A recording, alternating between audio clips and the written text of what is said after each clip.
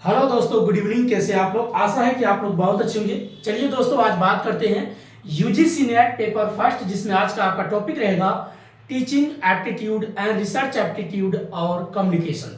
तीन टॉपिक को एक साथ करके आज समझते हैं। मेन मेन पॉइंट पे सिर्फ बातें करेंगे। पहले समझते हैं टीचिंग एप्टीट्यूड है क्या। टीचिंग एप्टीट्यूड होता है आपके अंदर जो बात करने का तरीका, कैसे आप अपनी बात को व्यक्त कर सकते हैं और दूसरा व्यक्ति आपकी बात को समझ सकता है। अगर ये प्रोसेस एक दूसरे को अच्छे से समझ में आती है, जो जैसे मान लीजिए मैं आपको कुछ बताता हूँ, अब आप अगर मेरी बात को समझते हैं, तो ये जो होती है टीचिंग, मतलब जो बताना, और बताने में मेरे पास कितना पेशेंस है, क्षमता है। अब जैसे मान लीजिए आपको एक बार नहीं समझ में आया, दो बार में समझ में नहीं आया, तो बार बार जब तक मैं आपको समझा नहीं पाता हूं तब तक समझो मैं एक टीचर नहीं हूं। इसलिए शब्दों में लिखा है टीचिंग एप्टीट्यूड। टीचिंग मतलब बताना, एप्टीट्यूड मतलब क्षमता।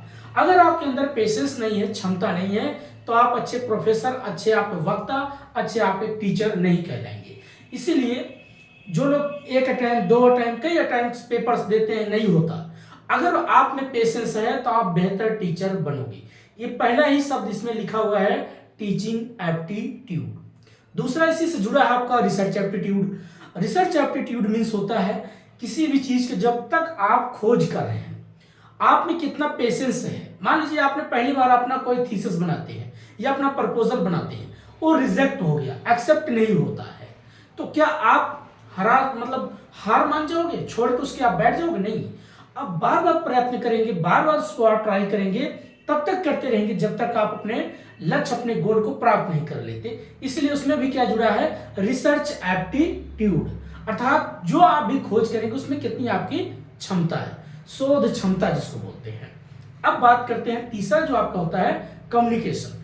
कम्युनिकेशन मीन्स अभी सिर्फ एक समरी तरीके से बात करें दोस्तों, अभी के एक टॉपिक पे बात करेंगे। तीसरा जो आपका होता है कम्युनिकेशन। कम्युनिकेशन मीन्स होता है जो, जैसे मान लीजिए दो व्यक्ति बैठे, ए है और ए बी है। दो व्यक्ति या तो आमने सामने हो सकते हैं, या तो ये दो व्यक्ति आमने सामने नहीं होंगे, किसी वस्तु या किसी यंत्र के माध्यम से, जो भी जैसे आपका मोबाइल है, इसके माध्यम से जो आप कम्युनिकेट करेंगे, बात करेंगे, तो ये क्या होता है, कम्युनिकेशन। लेकिन कम्युनिकेशन क्या होगा, एक कोई क्वेश्चन पूछेगा, दूसरा रिप्लाई देगा। ये जो क्वेश्चन पूछने का प्रोसेस की बोलते हैं इनकोडिंग करना, दूसरा डिकोड करना, और इन दोनों के बीच में जो मैसेज का क्या होगा, रिसीव होगा, सेंड होगा, और एक दूसरे जो फीडबैक देते हैं, इसी को बोलते हैं कम्युनिकेशन। कम्युनिकेशन ऐसा है कि बहुत से लोग पूछे क्या कम्युनिकेशन यूनिवर्सल है? यस, जब तक दुनिया है, जब तक लोग रहेंगे, तब तक कम्युनिकेशन चलता रहेगा।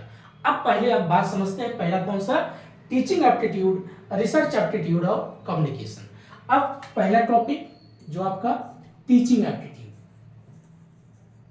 Teaching aptitude.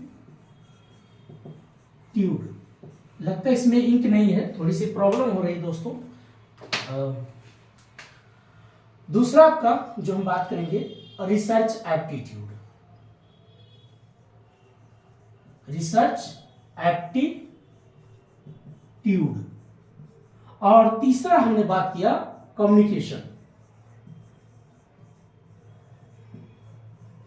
ये तीन टॉपिक है, पहले एक एक करिए, जो कि बेसिक चीजें यहां से आपको समझना बहुत जरूरी है। टीचिंग, रिसर्च और कम्युनिकेशन, इसी पर हमें आज बात करना है। पहले समझेंगे टीचिंग क्या है। पहला, टीचिंग क्या है। कभी भी पढ़ाई को रटिए मत, समझने का प्रयास करिए, ट्राई टू अंडरस्टैंड, उसको समझने का प्रयास करिए। बेसिक बेसिक चीज को आपको, टर्म को पकड़ना है। जैसे पहला आएगा कॉन्सेप्ट क्या है, टीचिंग का बेसिक कॉन्सेप्ट क्या है। तो टीचिंग का बेसिक कॉन्सेप्ट यही होता है, जो भी आपके पास इंफॉर्मेशन है, नॉलेज है, आप अपनी इंफॉर्मेशन, नॉलेज दूसरे तक जब तक आप पहुंचाते हैं, और अगला व्यक्ति आपकी बात को जब वो समझ जाता है, समझने के बाद जब उसका फीडबैक देना शुरू करता है, एक प्रकार से जो ए और बी के बीच में किसी इंफॉर्मेशन को लेकर के कम्युनिकेशन होना, या अपनी इंफॉर्मेशन दूसरे तक पहुंचाना और उसकी इंफॉर्मेशन अपने तक आने के ही प्रोसेस को क्या बोलते हैं, टीचिंग। और एप्टीट्यूड मतलब होता है क्षमता। अब क्षमता होता है, कभी कभी आप देखते होंगे कोई टीचर ऐसे होते हैं, अब बहुत से बच्चे होते हैं कि उनको बार बार समझ नहीं आती है, तो टीचर अगर पेशेंस वाला होगा, बार बार उनको समझाने का प्रयास करेगा। यही होता है टीचिंग एप्टीट्यूड। अगर आप मान लीजिए यूजीसी नेट की तैयारी करते हैं या यूपीएससी तैयारी करते हैं तो आप में पेशेंस होना बहुत जरूरी है। अब बहुत से लोग कहते हैं कोई फर्स्ट अटेम्प्ट में निकल गया, कोई दूसरे अटेम्प्ट में निकल गया, कोई तीसरे। देखिए एक चीज और भी समझिए, बहुत से लोग को मन में एक ऐसी धारणा, ऐसी कॉन्सेप्ट बन चुकी है कि पढ़ाई जो होती है याद नहीं होती। याद इसलिए नहीं होती क्योंकि आप बार बार जब तक आप उसको रिवीजन नहीं करेंगे, प्रैक्टिस नहीं करेंगे तो आपको याद नहीं होता। और कोई भी चीज जन्म से कोई चीज सीखता नहीं, सब यहीं पर सीखते हैं और सीख करके बार बार प्रैक्टिस करके जब आप किसी चीज में इंटरेस्ट आता है तो आप आगे अपने गोल को प्राप्त करते हैं। चलिए थोड़ा सा भटक गए पॉइंट से, अब अपने कम टू द पॉइंट पे आते हैं। तो टीचिंग एप्टीट्यूड में हमें क्या क्या पढ़ना है, अब यहां पर मैं उसको एक करके बताता हूं। पहला पॉइंट, कॉन्सेप्ट को समझो, कॉन्सेप्ट, ठीक। दूसरा, इसके मेथड्स को पढ़ो। अब इसके मेथड्स क्या हैं। तीसरा, इसके कैरेक्टर को पढ़ो, कैरेक्टर्स स्टिक्स बोलते हैं। फिर उसके बाद इसके पढ़िए लेवल ऑफ टीचिंग क्या है, यही सब पॉइंट है, आगे लिख देते हैं। लेवल ऑफ टीचिंग के बाद objective of teaching, objective of teaching क्या है। नेक्स्ट उसके बाद आप पढ़ते हो प्रिंसिपल ऑफ टीचिंग क्या है, प्रिंसिपल ऑफ टीचिंग क्या है। नेक्स्ट पढ़ते हो रीटीचिंग कॉन्सेप्ट क्या है, एक मिनट, रीटीचिंग कॉन्सेप्ट क्या है। उसके बाद इवैल्यूएशन ऑफ टीचिंग क्या है।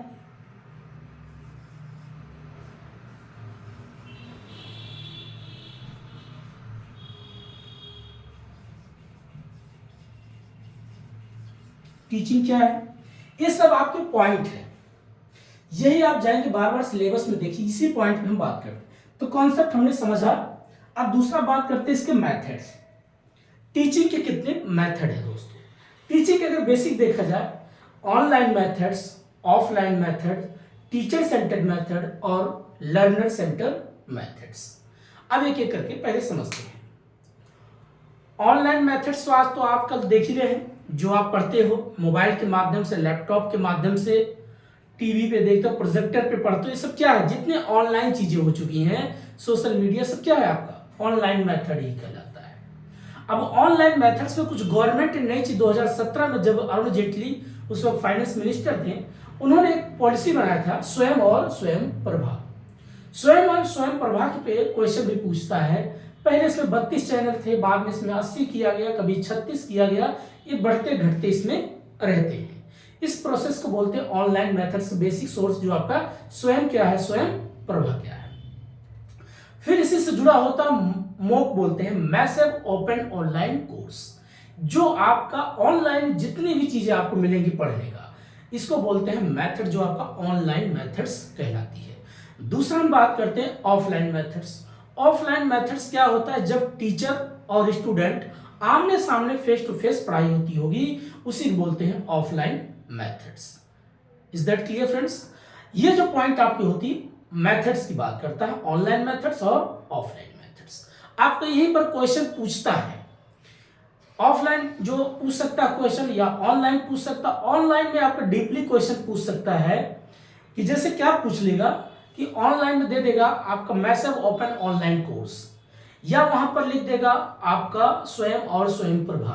तो ए बी सी ऐसे 3 करके देगा, नन ऑफ द अबव, इनमें से तीनों है या ऑल 3, ऐसे करके आपको दे देगा। तो इस चीज को जब तक आप बेसिक चीज नहीं समझेंगे तो क्वेश्चन नहीं बनेगा। अब बहुत से लोगों को लगता है पीवाईक्यू करो, पीवाईक्यू करने से पहले आप बेसिक चीजें पढ़ लो। पढ़ने के बाद जब आप क्वेश्चन बनाना शुरू करोगे तो सीखते चले जाओ। ये होता है आपका मेथड्स। अब मेथड्स हमने 2 पॉइंट बात किया, ऑनलाइन ऑफलाइन। तीसरा हम बात करते हैं इसमें आपका टीचर सेंटर्ड मेथड और learner centred method. Teacher centred method means होता है, जैसे मान लीजिए जब टीचर पढ़ाता हो, सेंटर है, और स्टूडेंट टीचर पे डिपेंडेंट होते हैं, तो टीचर सेंटर्ड मेथड कहलाता है। अगर मान लीजिए यहाँ पर मैं पढ़ा रहा हूँ, 8-10 बच्चे मेरे सामने बैठे हुए, तो इस प्रकार के प्रोसेस क्या बोला जाएगा, टीचर सेंटर्ड मेथड्स। बच्चे किस पर डिपेंड है, गुरु जी पे। दूसरा होता है learner centred methods. Learner centre method तब होता है जब स्टूडेंट स्वयं से अपना वर्क करते हैं, स्वयं से सीखने का प्रयास करते हैं, ग्रुप डिस्कशन करते हैं, पर्सनालिटी डेवलपमेंट स्वयं से करते हैं, कम्युनिकेशन सीखते हैं, अर्थात जब वो स्वयं भी अपने आप ऊपर वर्क करते हैं, काम करते हैं, that is called by the learner centre methods. Okay, इस प्रकार के टीचर सेंटर मेथड और लर्नर सेंटर मेथड्स, 4 मेथड होते हैं। कौन कौन? Offline methods, online method, teacher centre method और लर्नर सेंटर मेथड्स। अब इसे में पूछा जाता है टीचर क्या लेक्चर मेथड से पढ़ाता है? जी जरूर, टीचर सेंटर में ही आएगा। क्या टीचर प्रोजेक्टर से पढ़ा सकता है? यस, टीचर ही पढ़ाता है प्रोजेक्टर के माध्यम से। तो ये अगर पूछे किसका पार्ट होगा प्रोजेक्टर, तो ये आपका ऑनलाइन मेथड्स का पार्ट होता है। तो इस प्रकार की चीजों को समझना है। अब दूसरा पॉइंट हम बात करते हैं, ये हो गया मेथड्स। अब बात करते हैं कैरेक्टरिस्टिक्स।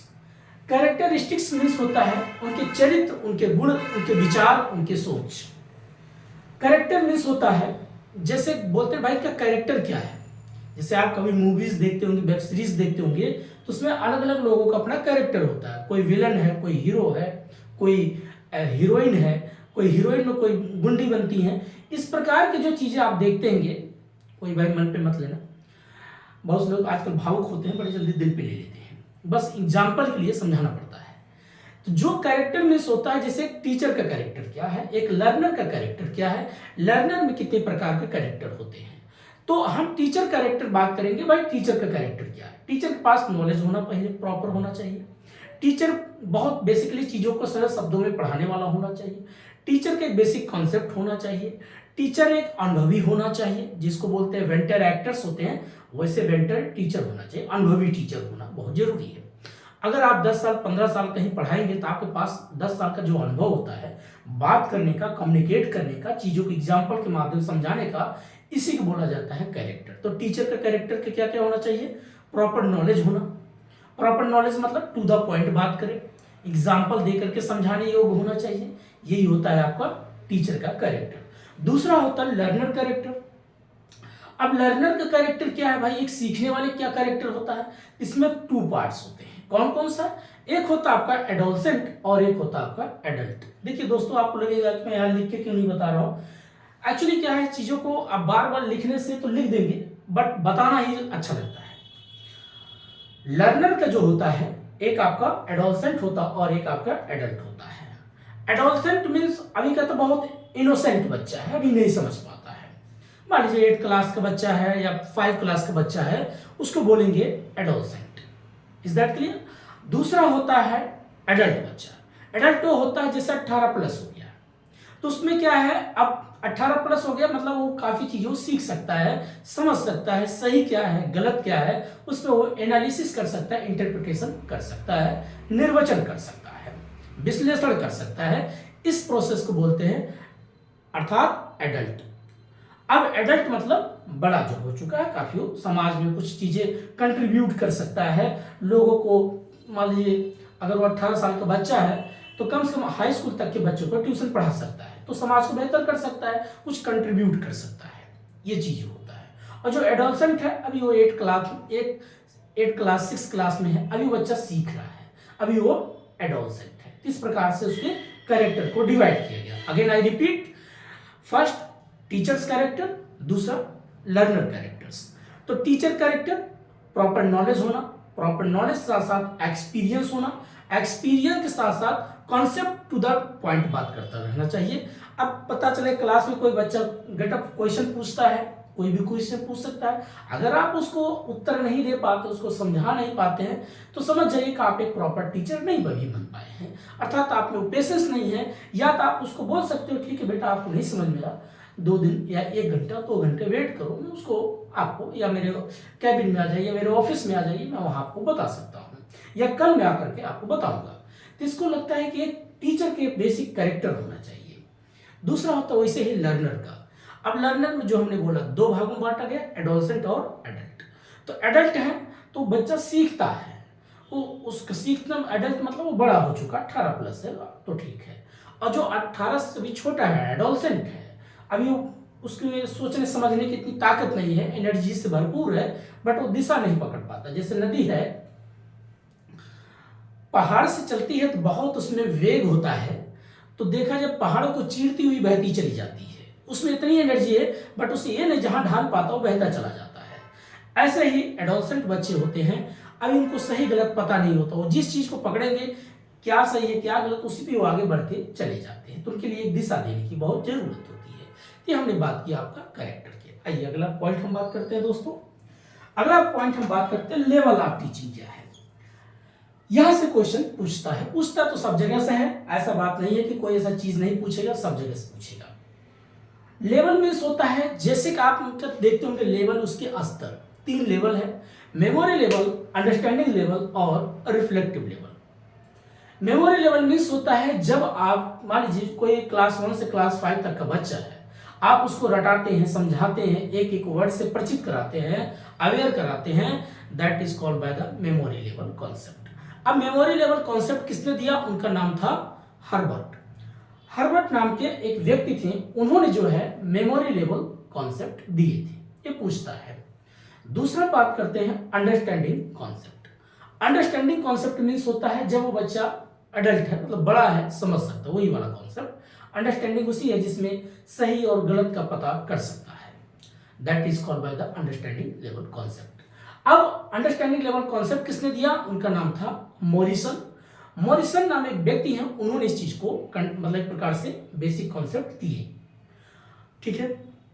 तीसरा कॉन्सेप्ट आपका लेवल में आता है reflective level. Reflective level means होता है जब किसी भी चीज को आप स्वयं से उसको डिसीजन लेते हैं कि आपका गोल क्या, आपका लक्ष्य क्या, आपको बनना क्या है।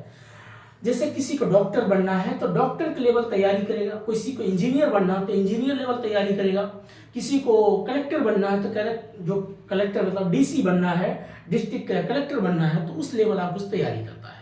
तो that is called by the reflective level. Reflective मतलब वो रिफ्लेक्ट करता, खुद सोचता है उसका गोल क्या, उसका उद्देश्य क्या, क्या उसको बनना है। इस कॉन्सेप्ट किसने दिया था, उनका नाम था हंट।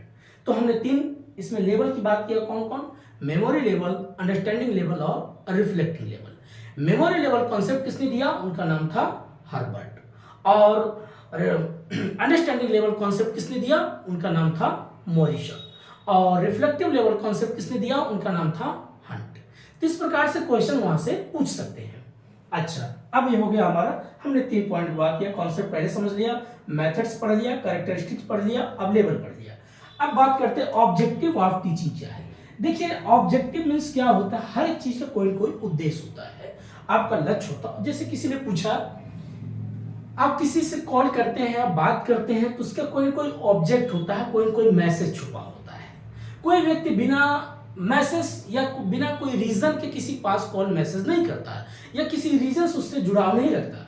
या तो हो सकता है एक मेंटल पीस के लिए, या हो सकता है अपनी मन की भड़ास हल्का करने के लिए, या हो सकता है आपसे कोई, हर एक व्यक्ति के अंदर कोई कोई रीजन छुपा है। वैसे ही ऑब्जेक्टिव मतलब उद्देश्य। आज अगर आप कोई नई चीज सीखते होंगे तो हर दिन सीखता इंसान, उसका कोई कोई पीछे उद्देश्य छुपा होता है। तो ऑब्जेक्टिव ऑफ टीचिंग क्या होता है, आप टीचिंग क्यों करना चाहते हो, आप क्यों बनना चाहते हो, आप क्यों पढ़ाना चाहते हो, और क्या टीचर को ऑब्जेक्ट होता है।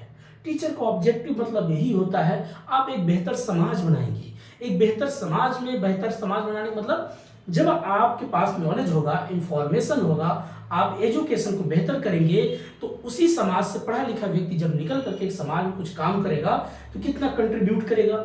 मान लीजिए वो रिसर्च फील्ड में जाता है, एग्रीकल्चर फील्ड में, अब एग्रीकल्चर फील्ड में अगर वो जाएगा तो एक प्रकार से अच्छे सीड्स मतलब अच्छी बीज की खोज करेगा, अच्छी फर्टिलाइजर की खोज करेगा, मिट्टी की अच्छी जांच करेगा, जिससे वो उस मिट्टी की ताकत को बनाए रखना चाहेगा, जिसमें फर्टिलिटी अच्छी बनी हो, उर्वरक अच्छी बनी हो, फसल अच्छी हो गई।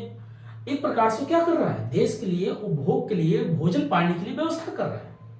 तो टीचिंग का उद्देश्य यही होना चाहिए। ऑब्जेक्टिव ऑफ टीचिंग मतलब आप एक बेहतर इंसान बनाओ। बेहतर इंसान का मतलब क्या हो, उसे भी प्रैक्टिकल नॉलेज दो, साइंटिफिक नॉलेज दो, लॉजिकल नॉलेज दो।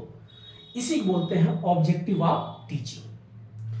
ये होता है जो समाज को बेहतर करेगा, पर्यावरण को बेहतर करेगा, देश को बेहतर करेगा और इस पृथ्वी को बचाएगा। पृथ्वी को बचाने का मतलब, अब जैसे आप कुछ खाते हैं, खाने के बाद पॉलीथीन कहीं आप फेंक देते हैं, बहुत से लोग गुटखा पान खाते हैं, मदिरा पान लेते हैं, गंदगी फैला देते हैं। क्या ये उद्देश्य अच्छी है? उद्देश्य ही है कि अगर आप कोई धूम्रपान करते हैं, ठीक है, उम्र के हिसाब से आपने किया, कोई बात नहीं, आपने एंजॉय किया, बट इसका ये नहीं कि समाज में खुले वातावरण में करो, उससे छोटा बच्चा देख करके उस पर इम्पैक्ट पड़ेगा। आजकल जैसे फैमिली में देखते होंगे कि मोबाइल एक बहुत बड़ी अच्छी चीज़ है, बट मोबाइल की इतना हद से ज़्यादा लोग यूज़ करने लग गए। एक ही घर में है, बहन अलग लेके बैठी है या बीवी अलग लेके मोबाइल बैठी, माता जी अलग लेके बैठी है, 4-5 फैमिली एक ही घर में है, एक साथ टेबल पे खाना भी सजा है, खाना तक अच्छे से नहीं खा रहे लेकिन रील चल रहा है। ये क्या कर रहा है? एक बेहतर समाज को बना रहा है? एक बेहतर समाज नहीं, जब लोगों में बैठ के बातचीत नहीं एक टेबल पे हो सकता है तो कब बात होगा? यही से एंजाइटी और डिप्रेशन का शिकार होता है इंसान। तो ऑब्जेक्टिव ऑफ टीचिंग का मतलब है लोगों में जागरूकता आना, लोगों में सोच बेहतर होना, लोगों को बेहतर काम करना, और जिसके पास काम नहीं, देश या सरकार उसके लिए बेहतर सोचे, नया इनोवेशन करे। अभी जैसे एक कॉन्सेप्ट देते हैं, इससे जुड़ी हुई बात है, थोड़ा बातें खींचेगी, क्या हुआ आपको सुनिए। मैंने भी कई वीडियो देखा था, अब वैसे वीडियो क्या देखा, न्यूज़पेपर पढ़ता हूँ, खबर ये थी कि चाइना कहते हैं कि आज उसकी 18 ट्रिलियन हो गया, 19 ट्रिलियन हो गया, भारत अभी 3 ट्रिलियन तक 5 का कॉन्सेप्ट बनाया, अभी तक नहीं पहुंच पाया। देखिए कई कारण होता है। भारत जैसे देश में डेमोक्रेसी होने के साथ साथ यहाँ पर क्या है, डिसीजन तो लिया जाता है बट उसको धरातल तक नहीं पहुंच पाता। बट वहां की सरकार जो डिसीजन लेती, एक ही सरकार है, मोनोपोली है, एक ही के सब कुछ हो, अगर वो बोल दिया ये काम करना तो सबको करना है।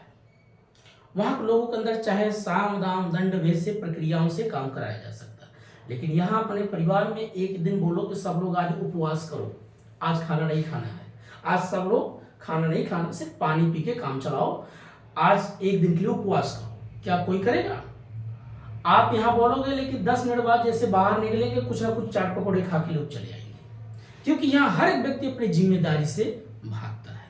कारण यही है और कुछ नहीं है, वो वहाँ डर है, यहाँ लोगों में डर नहीं है, बस यही है और कुछ नहीं है। तो ऑब्जेक्टिव ऑफ टीचिंग का मतलब यही है दोस्तों, जब तक आप बेहतर समाज नहीं बना सकते या जब तक आप बेहतर नहीं बनेंगे, मैं स्वयं बेहतर नहीं बनूंगा तो मैं दूसरे क्या बेहतर बनाऊंगा, यही चीज होना चाहिए objective of teaching. Principle of teaching, एक टीचर के क्या सिद्धांत होता है भाई, क्या क्या सिद्धांत होना चाहिए? प्रॉपर उसके पास उसकी जो नॉलेज हो, इनोवेटिव नॉलेज हो, लॉजिकली नॉलेज हो, साइंटिफिक नॉलेज होना चाहिए, टू द पॉइंट बात करता हो, और जो भी चीज एनालिटिकल समझाता हो। एनालिटिकल मतलब अगर जैसे कोई चीज पे इन्वायरमेंट टॉपिक पढ़ाता है, अब वो लिथोस्फीयर कोई टॉपिक उठाता है तो बताना चाहिए लिथोस्फीयर ये स्थल मंडल का पार्ट है। स्थल मंडल पार्ट मतलब मान लीजिए मिट्टी का 3 भागों में बांटा गया है कि सियाल सीवा नीफे, अर्थात crust mantle core, that is, तो उसको बेसिक चीज को समझाओ, यही होता है। जब तक आप बेसिक कोर को नहीं समझा पाओगे तो क्या टीचर बनोगे आप? तो प्रिंसिपल ऑफ टीचिंग मतलब बेसिक उसके सिद्धांत को पढ़ना है, बेसिक कॉन्सेप्ट को समझना है, बस यही होता है। रीटीचिंग कॉन्सेप्ट क्या है? रीटीचिंग कॉन्सेप्ट ये होता है कि अगर मान जो लोग बीएड करते होंगे उनको पता होगा, आपको एक टारगेट दे देते हैं 10 मिनट 15 मिनट का किसी एक टॉपिक को, बोलेंगे आप इतने मिनट में इस टॉपिक को आपको समझाना है।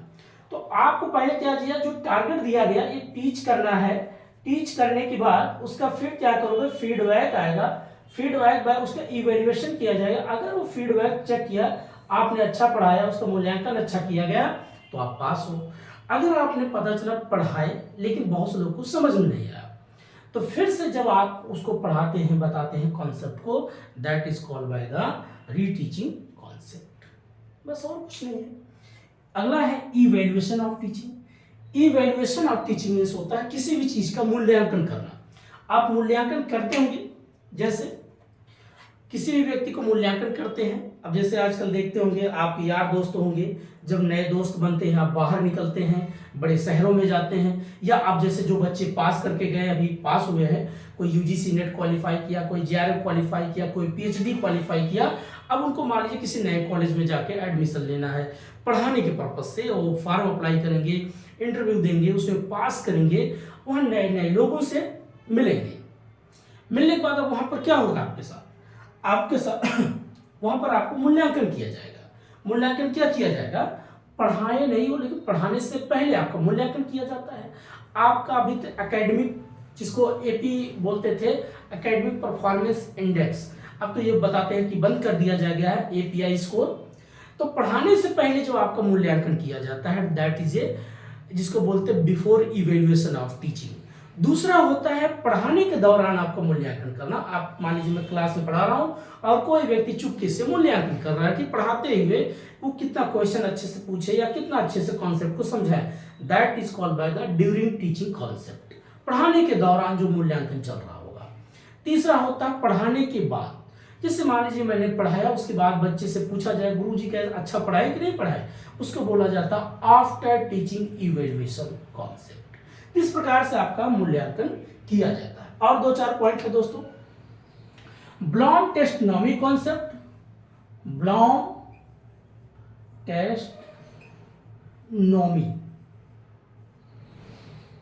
ब्लॉम टेस्टोनॉमी कॉन्सेप्ट इसको समझते हैं। उसके बाद model of teaching, model of teaching,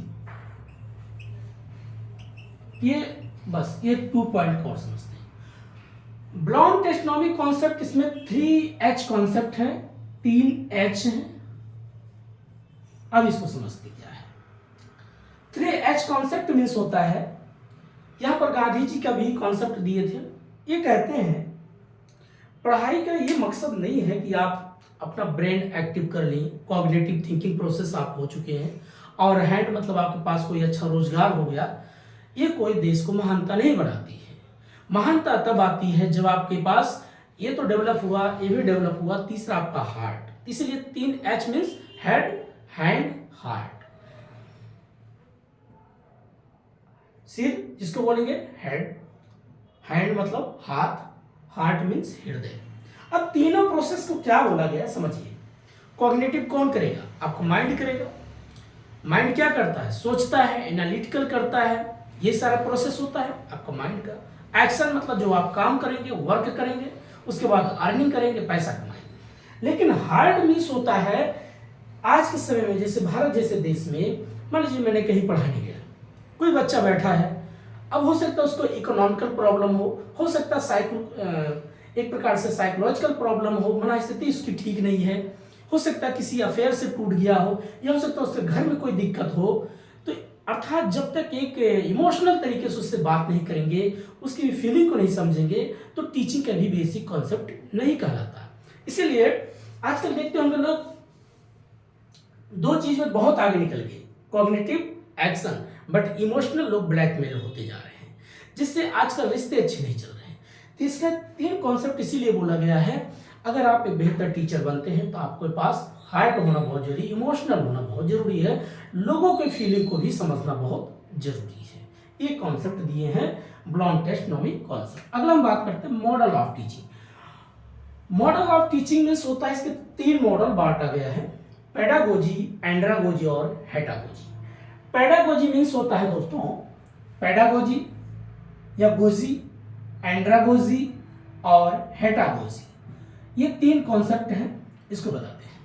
pedagogy means होता है जब आप किसी बच्चे को अपने साथ बैठा करके पढ़ाते हैं, जैसे क्लास 1 से लेकर क्लास 6 तक का बच्चा है, आप उसको ट्यूशन देते हैं, आप पढ़ाते हैं, उसको एक एक पॉइंट समझाते हैं, उसको प्लस माइनस, जोड़ घटाव, गुणा भाग सब प्रकार था, ऐड, सब्सट्रैक्शन, मल्टीप्लाई, डिवाइड, सब चीज आप बताते हैं।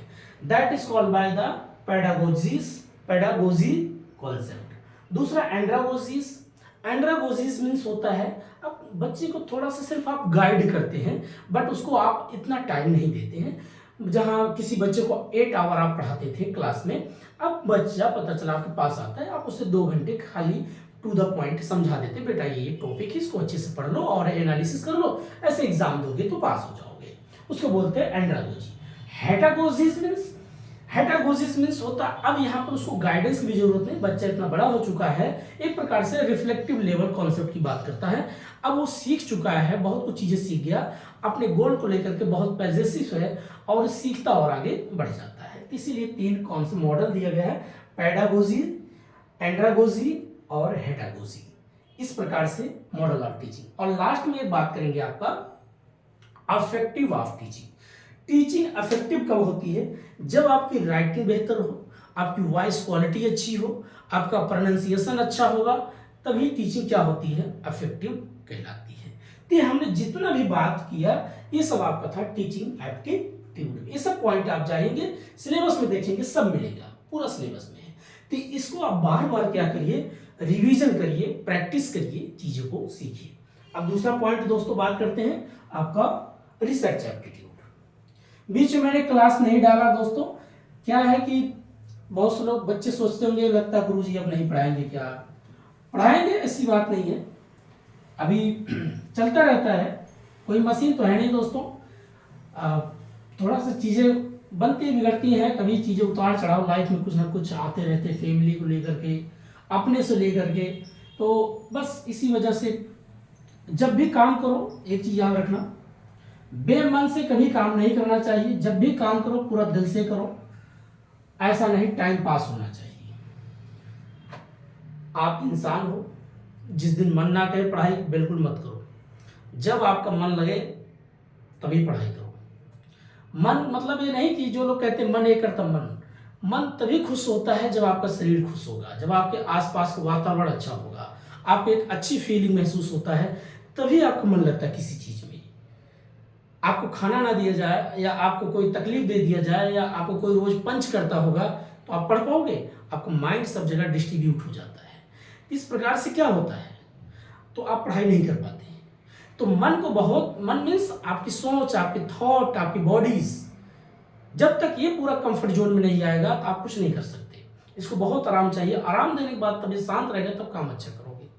मेरा तो यही सोच है, बाकी लोग क्या सोचते हैं डजंट मैटर। आइए हम बात करते हैं दूसरा, रिसर्च एप्टीट्यूड।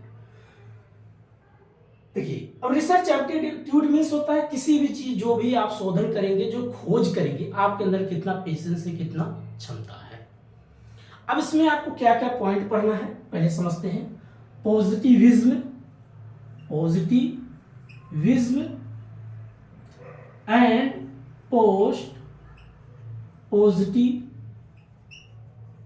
पॉजिटिविस्टिक।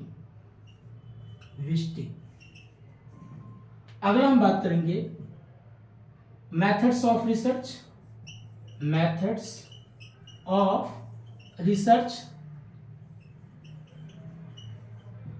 अगला पॉइंट हम बात करेंगे steps of research.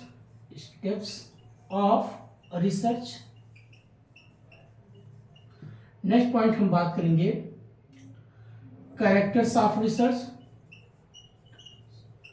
Steps of research. Next बात करेंगे objectives of research, objective of research, types of research,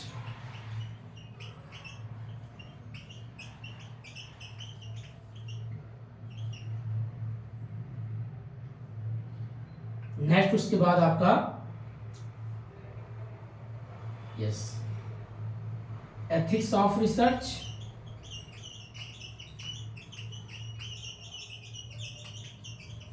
ये सब पॉइंट है। Positivistic, methods of, step of research, characters of research, objectives of research, types of research, ethics of research. Then उसके बाद आपका, और यहां लिख देते हैं हाइपोथेसिस,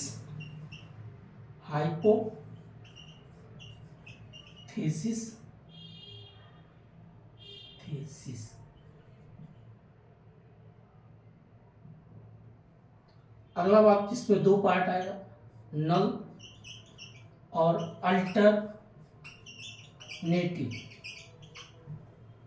अगला हम बात करेंगे एनोवा टेस्ट, जिसमें टेस्ट दो भागों, एक काई टेस्ट, टी टेस्ट और एनोवा टेस्ट, जिसमें दो आएगा, बिटवीन एंड एमोंग। ये सब पॉइंट है। अब पहले एक एक करके समझते हैं।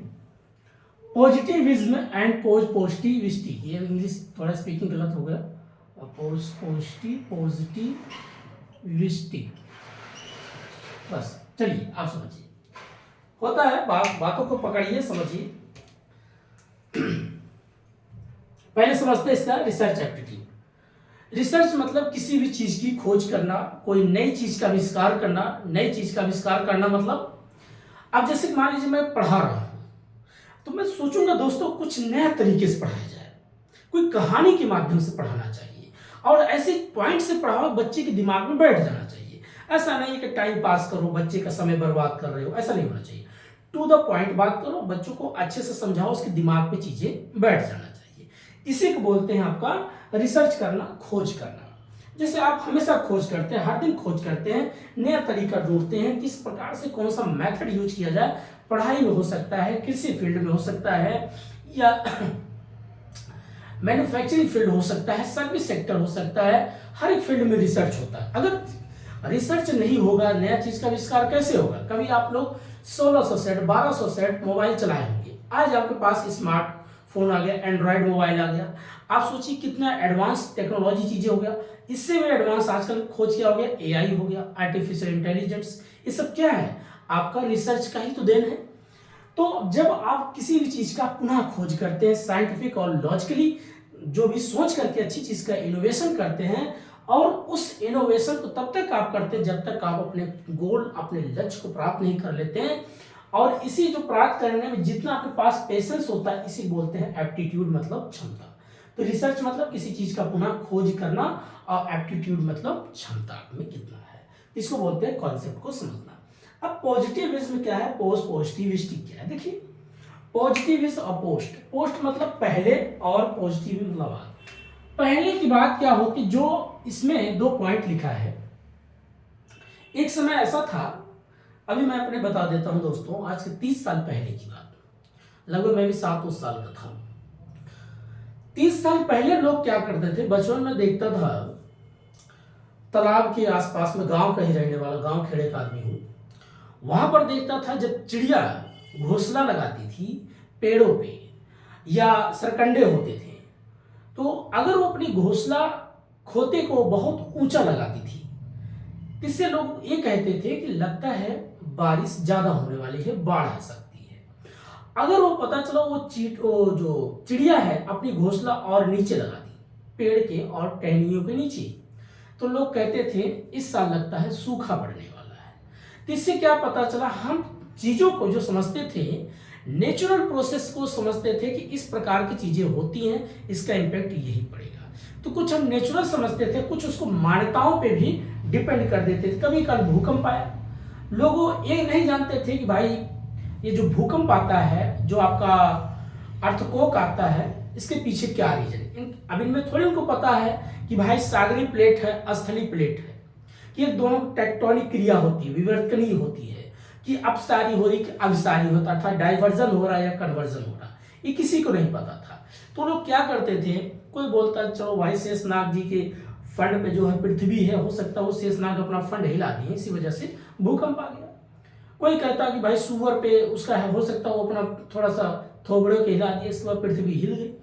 जो हम कोई भी प्राकृतिक ऐसी आपदाएं होती थी, नेचुरल जो भी होती थी, बाढ़ है, सूखा है, भूकंप है, वॉल्केनो है, ज्वालामुखी है, या आंधी तूफान आती थी, तो या बारिश बहुत ज्यादा होती थी, हम पता चला क्या हमारे पूर्वज लोग किसी मान्यताओं पे उसको मान लेते थे कि ईश्वर का ही पूरा प्रोपेगेंडा है। इस प्रकार से चीजों को जो मानते थे उसको बोलते थे पोस्ट पॉजिटिविस्टिक। लेकिन बाद में लोगों को लगा, जब आप देखते होंगे जैसे जैसे मानव में इनोवेशन हुआ, इनोवेशन मतलब एक प्रकार से जागरूकता आई, अवेयर आया कि नहीं कुछ तो गड़बड़ है, कुछ तो गड़बड़ है, ये नेचुरल नहीं है, ये ईश्वरवादी कॉन्सेप्ट नहीं है। हो सकता है कोई एक प्रकार से जो घटना हो रही है, ईश्वर नहीं, इस नेचर में कोई ऐसी मोमेंट हो रहा हो। तो हमने अपने दिमाग से सोचना शुरू किया। आज 21वीं शताब्दी में लोग आज भी मान्यताओं पे इतना बिलीव करते हैं कि बिल्ली जा रही, रास्ता काट दिया, तो आप कहेंगे लगता अशुभ हो गया, तो लौटते हैं, फिर एक गिलास पानी पीते हैं, फिर तब घर से निकलते हैं। यही जापान में आप चले जाइए, जब तक बिल्ली रास्ता नहीं काटती लोग घर से नहीं निकलते, जब वो रास्ता काट देगी तो शुभ मानते हैं। इन लोगों को अपनी मान्यताएं, आज 21वीं शताब्दी में ऐसी चीजें होती हैं। अब तो लोग अपने घरों में बिल्ली पालना शुरू करी है, तो सुबह शाम न जाने कितनी बार रास्ता काटती है। बट ये सब जो पुरानी कॉन्सेप्ट थी उसको बोलते थे पोस्ट पॉजिटिविस्टी। दूसरा हम बात करें पॉजिटिविज्म क्या है। अब जैसे लोगों में जागरूकता आई, नॉलेज बढ़ी, इनोवेशन हुआ, अगर आज साइंस विज्ञान खोज नहीं हुई होती तो लोगों में इतनी जो पुरानी धारणाएं थी, जो लेटर वैदिक पीरियड आप कभी पढ़ेंगे या वर्णा सिस्टम पढ़ेंगे कि ब्राह्मणा क्षत्रिय वैश्य शूद्रा, अब लोगों का देखो माइंड सेट चेंज हो गया। अब कहते नहीं, ब्राह्मण वही है चाहे किसी भी कुल में जन्म लिया हो, जिसके पास नॉलेज है, ज्ञान, वो ब्राह्मण है। जो किसी को बचाने में या जो अपनी ताकत लगाता, अपनी बाजुओं की ताकत से किसी को बचाता है, दैट इज कॉल्ड बाय क्षत्रिय या राजपूत बोलते उसको। और कोई व्यक्ति जो भी ट्रेड करता है, व्यवसाय करता है, उसी कोई भी कर सकता है, उसको वैश्य बोलेंगे। शूद्र में जो भी सर्विस कर रहा हो, सेवा दे रहा हो, लोगों का हेल्प कर रहा, काम कर रहा, घर घर खाना पहुंचा रहा हो, that is called by the शूद्र। अब लोग अपनी अलग अलग कॉन्सेप्ट दे रहे हैं, लेकिन चलिए doesn't matter. But A positivism मतलब अब लोगों में लॉजिकली थॉट आना शुरू हुआ, अब साइंटिफिक सोचना शुरू किए। अब इसी प्रोसेस को बोला गया पॉजिटिविज्म, जहां पर विज्ञान और तर्क दोनों काम कर रहे हैं, उसी बोला गया पॉजिटिविज्म। तो इसीलिए हम इस चीज को समझना बहुत जरूरी था। ठीक है, अब बात करते हैं methods of research. Methods of research क्या है? जैसे अभी हमने पढ़ा कि टीचिंग्स के मेथड्स क्या है, वैसे ही मेथड्स ऑफ रिसर्च क्या है। मेथड्स ऑफ रिसर्च बेसिकली अगर आप पढ़ेंगे तो जिसमें आप पढ़ेंगे क्वांटिटेटिव मेथड्स क्या है, क्वालिटेटिव मेथड्स क्या है, डिस्क्रिप्टिव मेथड्स क्या है, हिस्टोरिकल मेथड्स क्या है, एक्सपेरिमेंटल मेथड्स क्या है। ये बेसिक आपके पॉइंट होते हैं। कौन कौन? 5 पॉइंट है दोस्तों, टोटल 5 पॉइंट है। कौन कौन? क्वांटिटेटिव, दूसरा क्वालिटेटिव, तीसरा हिस्टोरिकल, चौथा एक्सपेरिमेंटल और पांचवा डिस्क्रिप्टिव। ये 5 पॉइंट है, एक एक करके समझाते हैं। क्वांटिटेटिव जिसमें एक मात्रा की बात हो रही है, एक नंबर की बात करें, एक संख्या की बात की जा रही हो, उसको बोलते हैं क्वांटिटेटिव। क्वालिटेटिव वो होता है जो गुणवत्ता की बात करती है, लेकिन इससे क्वालिटेटिव में 2 पॉइंट जुड़ा होता है। एक को बोलते हैं डिडक्टिव और एक को बोलेंगे इंडक्टिव।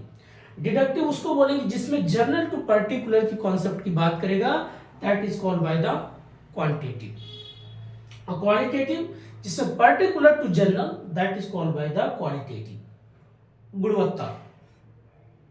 अगला आपका हिस्टोरिकल, ऐतिहासिक रूप में जो भी आप चीजें देखते हैं, धरोहर है, जो आर्कियोलॉजिकल डिपार्टमेंट के माध्यम से काफी चीजें, जैसे इंडस वैली सिविलाइजेशन 1921 या 25 में इसकी खोज हुई थी।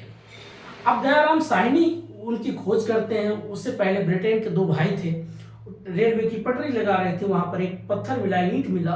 उनको लगा ये ईंट क्या है। जब उसको उस पर कार्बन डेटिंग पता किया, पता चला वो पकाया हुआ ईंट था। तो उनको लगा कि और ईंटें हैं क्या, खोदो। तो खोदते पता चला एक विराट, कम से कम आप सोचिए कि इंडस वैली सिविलाइजेशन की एक सभ्यता पता चला। नहीं तो ब्रिटेन पहले समझते थे कि सिविलाइज हम ही हैं, हम इंडिया को असिविलाइज बना रहे हैं। उनको पढ़ना लिखना, टेबल पे बैठना, टेबल पे खाना खाना, हम उनको सिखा रहे हैं कि इस तरीके के जो सिविलाइज कैसे किया। लेकिन पता चला कि इस अंग्रेज से पहले भारत ही बहुत, आज के 2500 साल पहले ही एक सिविलाइज्ड पूरी एक सभ्यता बसी हुई थी। तो ये क्या हो रहा है, उसको हम बोलते हैं हिस्टोरिकल बेस पे जो चीजें खोज मिलती है, फिर उसको हम रिसर्च करते हैं। अगला एक्सपेरिमेंटल है। अब मान एक्सपेरिमेंटल मतलब रिसर्च होता अपने किसी भी चीज को, जैसे आप मान लीजिए कोई मेडिसिन बनाते हैं, कोई एमबीबीएस जो भी है स्टूडेंट है, अब वो कोई मेडिसिन बनाता है, या मान लीजिए किडनी का ऑपरेशन करता है, या ओबेसिटी, आज मोटापा बहुत बढ़ रहा है, या पेनक्रियाज काम अच्छी नहीं कर रही है। तो मान लीजिए बायोलॉजी का स्टूडेंट है, तो जो अपने चीज़ों को, बीमारी को पता करना चाहिए, बीमारी कहाँ से फैली है, तो क्वांटिटेटिव के माध्यम से पहले डाटा कलेक्शन करेगा। वो डाटा को फिर क्या करेगा, उसको डिज़ाइन देगा, आगे भी बताएंगे। प्रॉब्लम ढूंढना, फिर डिज़ाइन बनाना, सिनेप्सिस बनाना, प्रपोजल बनाना, एनालिसिस करना, डेवलपिंग डाटा लाना, ये जो प्रोसेस करता है उसको बोलते हैं एक्सपेरिमेंटल। बार बार वो प्रयास करेगा, बार बार ट्राई करेगा। जैसे कोरोना काल में जब तक मेडिसिन नहीं बनी तो बार बार उसकी ट्राई चल रहा था, एक्सपेरिमेंट किया जा रहा, कभी घोड़ों को लगाया जा रहा, कभी चूहों पे एक्सपेरिमेंट किया जा रहा।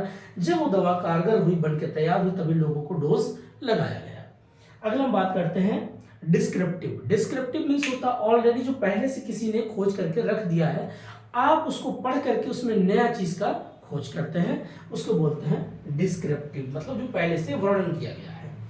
ये होता है आपका मेथड्स ऑफ रिसर्च। अगला बात करते हैं steps of research. Steps of research means होता है जो आप क्रमगत रूप से चीजें, जैसे आप 4 मंजिला छत पे आप चढ़ना चाहते हैं, तो ऐसा तो नहीं आप डायरेक्ट ऊपर चले जाएंगे, स्टेप बाय स्टेप जाएंगे, पहला मंजिला, फिर दूसरा, फिर तीसरा, उसके बाद आप छत पे पहुंच जाते हैं। इसलिए जब स्टेप बाय स्टेप चीजें होती हैं तो आपको पॉइंट पॉइंट पता चलता है। तो वैसे रिसर्च जो है एक क्रमगत रूप से इसकी खोज की जाती है। पहले किसी भी चीज का प्रॉब्लम ढूंढो, प्रॉब्लम क्या है। जैसे अगर आपके जीवन में कोई समस्या, जब तक आप समस्या का पता नहीं करोगे, जैसे बहुत लोग होते हैं कहते हैं कि कुछ नहीं समझ में आता कि लाइफ में क्या होगा। कुछ लोगों को लगता है कि जीवन नर्क है, कहाँ फंस गया, ये 30-35 साल उम्र हो गया, ना घर है, ना परिवार है, ना नौकरी है, ना कुछ है, आदि परेशान होता है। कोई बोलता 2% सरकार के पास गवर्नमेंट जॉब, 98% जॉब है नहीं, 98% को प्राइवेट कर दिया गया। कोई रिजर्वेशन को लेकर के लड़ाई करता है, कोई कहता है खत्म करो, कोई बोलता है रखने दो, कोई कुछ कहता है। आपको चीजों को बारीकी पता नहीं है, आप बहुत उलझे हुए हो, तो उसको आप प्रॉब्लम पहले आइडेंटिफाई करोगे, प्रॉब्लम को समझोगे कि भाई प्रॉब्लम क्या है समाज में। आज हमारे देश में अगर गरीबी है, गरीबी नहीं मिट रही थी, क्यों पैसा है, या बहुत से लोग पढ़ लिख लिए वो बेरोजगार क्यों है, या बहुत से लोगों के पास रोजगार है तभी वो मन में संतुष्ट क्यों नहीं है। यही पहले आपको प्रॉब्लम को आइडेंटिफाई करना है। जब तक प्रॉब्लम नहीं आप पकड़ोगे, किस पे आप खोज करोगे, तो पहले प्रॉब्लम, स्टेप मतलब पहला चीज प्रॉब्लम को पकड़ो, प्रॉब्लम के अकॉर्डिंग उसको डिजाइन बनाओ, डिजाइन बनाने के बाद उसी हिसाब से डेटा कलेक्शन करो, डेटा कलेक्शन करने के बाद उसका बनाओ सिनॉप्सिस, सैंपल बनाओ। अब जब आप सैंपल बनाएंगे जिसमें 2 प्रकार से डिवाइड किया गया है, प्रोबेबिलिटी, नॉन प्रोबेबिलिटी। किसमें 100% संभावना है ये सत्य निकलेगा, नॉन प्रोबेबिलिटी ऐसी है, कुछ ऐसा नॉन एक्सीडेंटल चीजें हैं जिसको नहीं सोचा गया, ऐसी घटनाएं तो नहीं होती हैं। आप एक सैंपल तैयार करेंगे, उस सैंपल के अनुसार बनाओगे फिर प्रपोजल।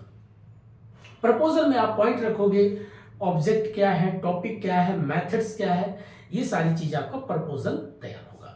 उस प्रपोजल के हिसाब से फिर क्या करोगे, डेवलपिंग डेटा कलेक्शन करोगे। डेवलपिंग डेटा जो बोल्ड वर्ड होते हैं, बोल्ड वर्ड मतलब जो मेन कोर पॉइंट होता है उसको आप लिखोगे। उसको लिखने के बाद उसको फिर आप करोगे एनालिसिस कि ये चीजें ऐसा होना चाहिए था, एक पॉइंट ऐसा होना चाहिए था। देन लास्ट में आप करते हो सबमिट। तो ये बोला गया आपका स्टेप्स ऑफ रिसर्च, क्रमगत रूप से जो आप चीजों को खोज करते हो। ठीक है, अगला बात करते हैं कैरेक्टरिस्टिक्स ऑफ रिसर्च। किसी भी चीज का कैरेक्टर होना चाहिए। अब कैरेक्टर होता है टोटल, इसको 12 भागों में बांटा गया। अब क्या क्या पढ़ोगे कैरेक्टर में, भाई एक कंसिस्टेंसी होना चाहिए, एक्रुअल होना चाहिए, डिपेंडेंस होना चाहिए, इंडिपेंडेंस होना चाहिए, क्वांटिटेटिव होना चाहिए, क्वालिटेटिव होना चाहिए, एक्शन होना चाहिए। ये सारी पॉइंट जो उसकी कैरेक्टर की बात करता है। आप कोई भी आप रिसर्च करोगे तो बोलोगे भाई समय कम होना चाहिए, कंसिस्टेंसी लगा रहना चाहिए, लगातार होना चाहिए। ये नहीं है आप 5 दिन पढ़ाई किया लगातार, 10 दिन गायब हो गए। अब जैसे होली आया, अब लोगों को लगा अब तो होली आ गया, चलते हैं थोड़ा घूम आएंगे, रंग बिरंगी करेंगे, गुलाल लगाएंगे, गुजिया वगैरह खाएंगे, मीठा खाएंगे, 5-6 दिन इंजॉय करेंगे, फिर आके पढ़ाई करेंगे। तो 5 दिन आप अपने माइंड को कहाँ लगा दिया, इंजॉयमेंट में, आपने अपनी पढ़ाई को ड्रॉप कर दिया। अब जो आप पढ़े थे माइंड से रिकॉल हो नहीं पा रहा, तो क्या हो रहा, कभी कोई भी चीज करो तो कंसिस्टेंसी करो, एक्रुअल करो, टू एक्रुअल से उसी पे पॉइंट बात करो, इधर उधर की बात नहीं होना चाहिए, टू द पॉइंट बात होना चाहिए, क्वांटिटेटिव होना चाहिए, मात्रा के रूप में होना चाहिए, गुणवत्ता के रूप में होना चाहिए। ये सब कैरेक्टर की बात करता है। ठीक है, अगला हम बात करते हैं ऑब्जेक्टिव ऑफ रिसर्च। किसी भी चीज का ऑब्जेक्ट होना चाहिए, उद्देश्य होना चाहिए। आप जब भी रिसर्च करो आपका उद्देश्य क्या है, आप पढ़ाई क्यों करना चाहते हैं, पहले अपने अंदर सवाल उठाओ, मैं पढ़ाई क्यों करना चाहता हूँ, मुझे प्रोफेसर क्यों बनना है, क्या मैं पैसे के लिए जा रहा हूँ या समाज को बेहतर करने के लिए जा रहा हूँ, क्या मेरे पास वो नॉलेज है।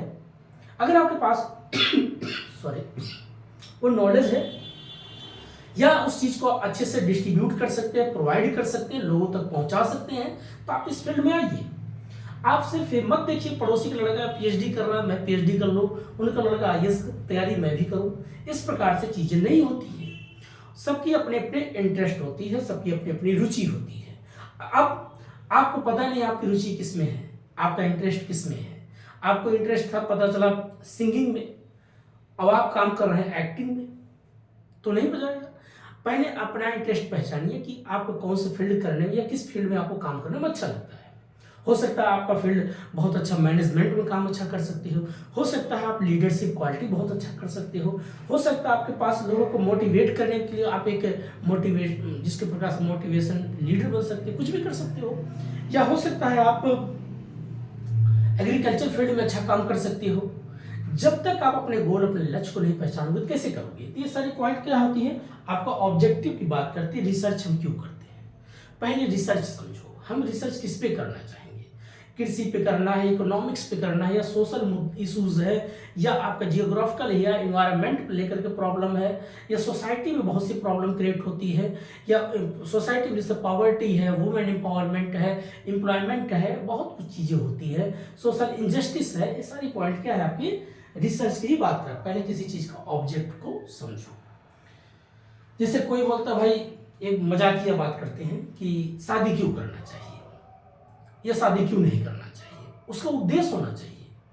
हर एक पीछे कोई कोई उद्देश्य छुपा होता है कि भाई वो इसलिए नहीं करना चाहते, उनको हो सकता है लोगों को भरोसा नहीं है, या हो सकता है वो समाज में इतनी नेगेटिविटी चीज़ें देख करके उनको ट्रस्ट अब नहीं रहा, या हो सकता है कि उनके पास बहुत कुछ चीज़ें हैं बट वो उस लेवल वो सोच नहीं पाते होंगे, या बहुत से लोग कहते नहीं शादी करना चाहिए। तो ये जो हर एक के पीछे ऑब्जेक्ट होता है, उद्देश्य होता है। जब तक आप उद्देश्य नहीं समझेंगे तो आपका लक्ष्य कैसे प्राप्त करेंगे, इसलिए उद्देश्य होना बहुत जरूरी है। टाइप्स ऑफ रिसर्च, अब इसके प्रकार टोटल 30 प्रकार में बांटा गया है। वही सारी पॉइंट है, डिपेंडेंस क्या है, इंडिपेंडेंस क्या है, कैरेक्टर्स क्या है, और नेक्स्ट आपका एक्रूअल क्या है, जस्टिस क्या है, dependence, independent, quantitative, qualitative, historical, experimental, ये सभी पॉइंट आपका टाइप्स ऑफ रिसर्च की बात करता है। नेक्स्ट है एथिक्स ऑफ रिसर्च। एथिक्स मतलब ये बात करता है कभी भी रिसर्च करो तो उसका कोई कोई नैतिकता होनी चाहिए। ऐसा नहीं है कि किसी ने रिसर्च करके किया था, मैंने उसका कवर हटाया और सब नॉलेज लेकर के कॉपी पेस्ट करके मैं अपना दिखा दिया, देखो मैंने रिसर्च किया। ये एथिक्स नहीं, ये नैतिकता नहीं है। इसीलिए एथिक्स मीन्स होता है इंटीग्रिटी, सत्यनिष्ठा होना चाहिए। वास्तव में अगर गलत हूँ तो उसको एक्सेप्ट करो कि भाई ये मेरे से बाय मिस्टेक मैंने गलती किया है, ये मैंने किसी का चोरी किया है, कॉन्सेप्ट ये मेरा नहीं है। तो ये होता है एथिक्स। आप बहुत लोग देखेंगे किसी का कोई थीसिस चोरी कर लेता है, रात में वीडियो बनाना दुर्लभ कर देते हैं। यहाँ पे इतने पागल सोसाइटी के लोग होते हैं, क्या बताएं, देख लो आवाज आ रही है। इसलिए मैं रात को 11 बजे वीडियो बना रहा हूँ। बताओ, चलो रात को कम से कम कुछ थोड़ा कंट्रीब्यूट करूँ। अजी छोड़िए, एथिक्स ऑफ रिसर्च में होता है नैतिकता होनी चाहिए, किसी का कॉपी नहीं होना चाहिए, आपका खुद का होना चाहिए, आपका अपना मेथड्स होना चाहिए, आपका अपना आइडिया होना चाहिए, आपका अपना पेटेंट होना चाहिए, आपका ट्रेडमार्क होना चाहिए। आपका जैसे पढ़ेंगे पेटेंट क्या है, कॉपीराइट्स क्या है, ट्रेडमार्क्स क्या, आपका अपना होना चाहिए, किसी का कॉपी पेस्ट नहीं होना चाहिए। और वही चीज़ है हर एक एक्टर, जैसे आप देखते होंगे बॉलीवुड में हर एक एक्टर नेचर सिग्नेचर हर एक व्यक्ति का अपना होता है। एक दूसरे का कॉपी करोगे तो कॉपी ही रह जाओगे, आपका अपना ओरिजिनल क्या है, इसलिए अपनी ओरिजिनल बना के रखो। ठीक है, तो एथिक्स ऑफ रिसर्च ये हमने जितनी आप थोड़ा सा पॉइंट ये बात करें। हाइपोथेसिस, किसी भी चीज का जब आप रिसर्च करोगे उसकी अनुमान लगाओगे, एस्टिमेटेड करोगे। कि एस्टिमेटेड मतलब आप अनुमान लगाते हो कि अगर ऐसा बजाय ऐसा हो जाएगा तो क्या होगा, ऐसे बजाय ऐसा हो जाएगा तो क्या होगा। होता है ना आपके लाइफ में, जिसमें लोग बोलते हैं लॉ ऑफ अट्रैक्शन, ये सब फिजूल की बातें हैं। जो लोग जैसा सोचता है वैसे, देखिए पहली चीज क्या होती है, लॉ ऑफ अट्रैक्शन के पीछे रीजन बताते हैं क्या है। बहुत से द सीक्रेट्स करके एक बुक है, काफी लोग उसको रीड करते हैं। ये दिमाग है, अगर आप सुबह शाम सिर्फ आप ये दिमाग बैठा लो कि मुझे यूजीसी नेट पढ़ना है, मुझे सिलेबस बार बार रिवीजन करना है, तो 10 दिन के बाद आपके दिमाग में पूरा रिवीजन हो जाएगा, याद हो जाएगा, मेमोराइज हो जाएगा। तो यही है साइकोलॉजिकल, यही है सेक्रेट। आप बार बार जब किसी चीज के बारे में सोचोगे, सोचने के बाद क्या होगा, तो वही काम करोगे ना, आपका पूरा बॉडी एक्टिविटीज वही करने लगता है। जब वही करने लग जाएगा तो आपके सामने वही रिजल्ट दिखेगा।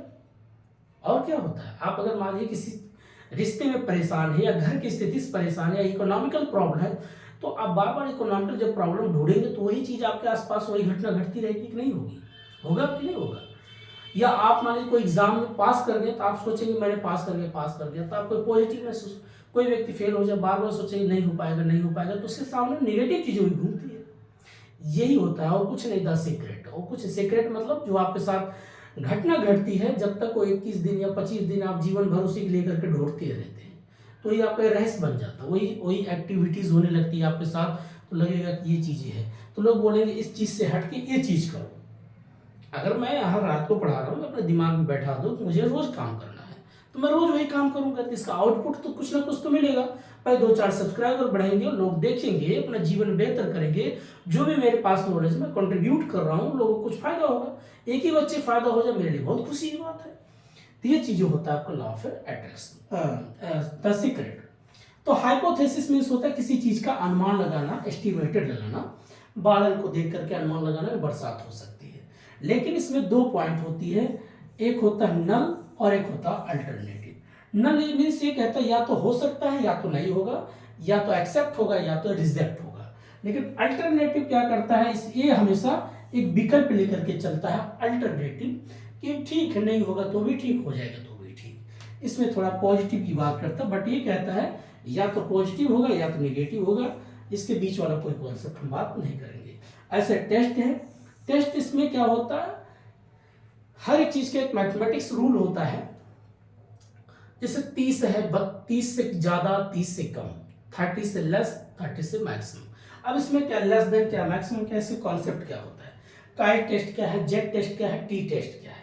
इसमें कोई एक डिजिट बनाया गया कि अगर 30 से कम है टी टेस्ट, 30 से ज्यादा जेड टेस्ट, उसके बराबर है तो काई टेस्ट। इस प्रकार से इसको टेस्ट में बांटा गया। एनोवा क्या कहता है, जहां पर बिटवीन और एमंग की बात हो, बिटवीन मतलब जो 2 ग्रुप की बात करता होगा उसको बोलेंगे बिटवीन, और जहां पर बहुत से ज्यादा ग्रुप होगा उसको बोलेंगे एमंग। और जब भी आप बिटवीन और एमंग दोनों शब्द एक साथ आ जाए उसी को बोलेंगे एनोवा टेस्ट।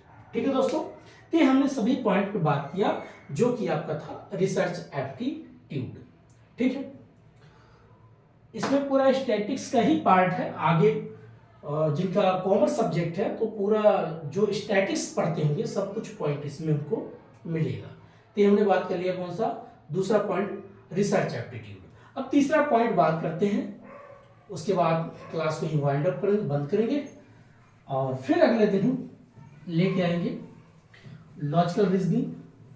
और आपके लिए काफ़ी काम कर चुके हैं दोस्तों मैथ और रीजनिंग पे, उसके बाद क्वेश्चन करते रहेंगे। बीच में मैंने कई बार वादा किया, निभा नहीं पाया, तो इसके लिए सॉरी, मैं बार बार माफ़ी मांगता हूँ। ये भी अच्छा नहीं बार बार माफ़ी मांगना, मतलब माफ़ी गलत शब्द है। और माफ़ी क्या, आप अपने काम से विचलित ना हो, बस ऐसा नहीं है, गलतियाँ होती हैं, बट एक गलती एक बार होती, बार बार नहीं।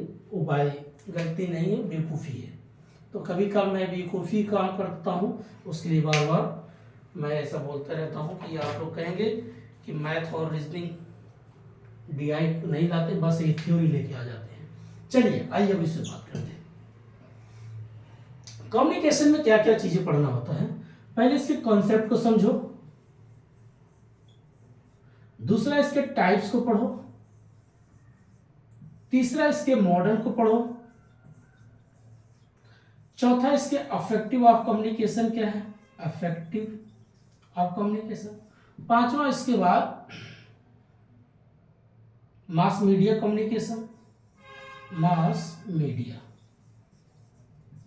Of communication.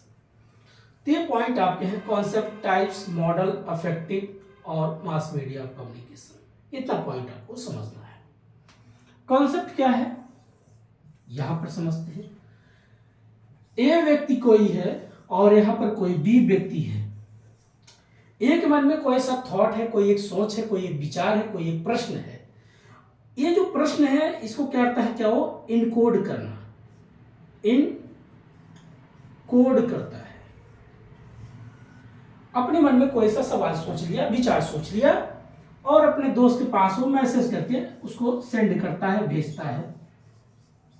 मैसेज मतलब संदेश, ठीक।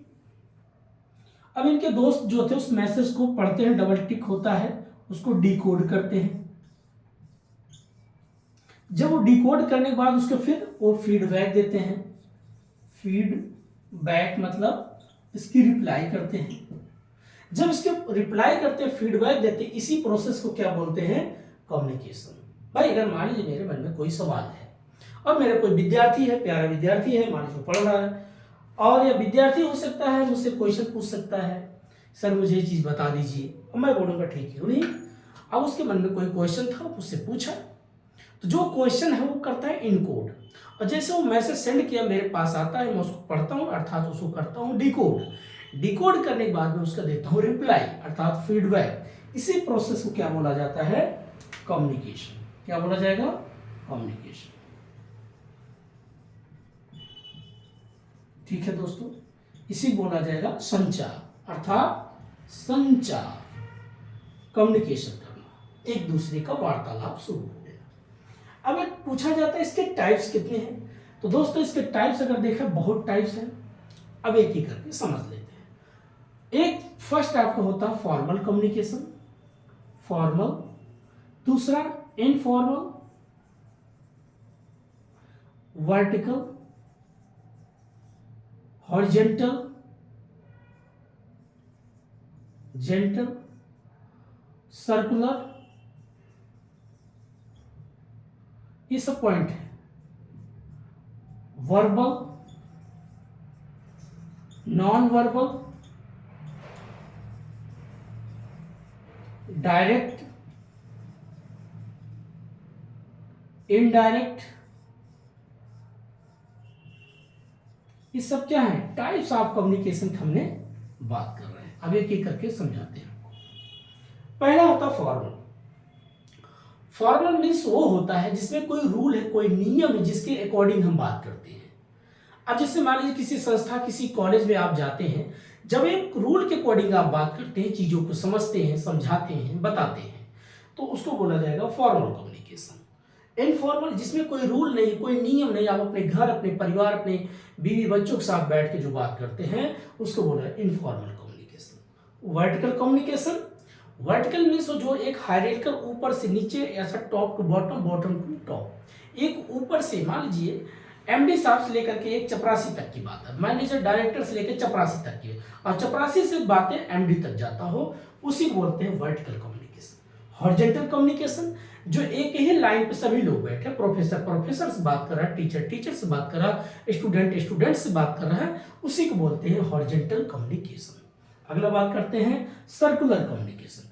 सर्कुलर कम्युनिकेशन उसे बोलते हैं जिसमें कोई एक राउंड, एक ग्रुप है, राउंड टेबल है, आप सभी लोग बैठे हैं, एक दूसरे की इंफॉर्मेशन सेंड करते हैं। अगला वर्बल कम्युनिकेशन, जो आप बातें करते हैं, जो आप लिखित रूप से बात करते हैं, उसे बोलते हैं वर्बल कम्युनिकेशन। अगला नॉन वर्बल कम्युनिकेशन, जिसमें आप कोडिंग के रूप में बात करते हैं, बॉडी लैंग्वेज के आधार पर बात करते हैं, उसको नॉन वर्बल कम्युनिकेशन।